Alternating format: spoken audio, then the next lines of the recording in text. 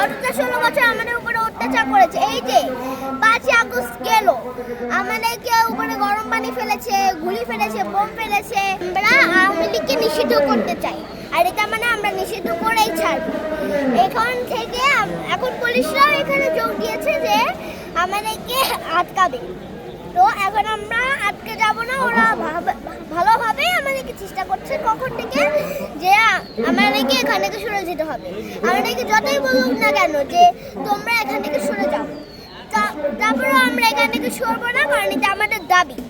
আর আওয়ামী লীগকে নিষিদ্ধ করতে আমরা চাই। যতক্ষণ পর্যন্ত আওয়ামী লীগ নিষিদ্ধ না হচ্ছে, হাসনাত আঙ্কেল, সাজিদ আঙ্কেল, জুবাইর আঙ্কেলের সাথে আমরা সবাই আছি, এখানেই আমরা থাকবো।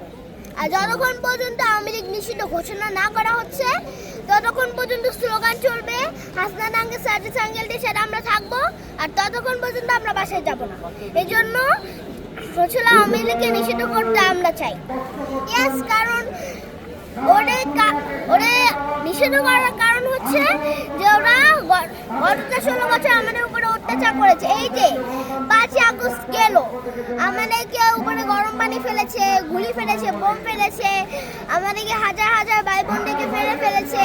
তারপর আবু সাইদ আঙ্কেল, মুক্ত আঙ্কেল, তাদেরকেও মেরে ফেলেছে। তারপরে এটা টাকা যায় না যে ওরা এখন আওয়ামী লীগকে নিষিদ্ধ করা হোক, এবং আমরা চাই না যে আওয়ামী লীগ ক্ষমতায় থাকুক।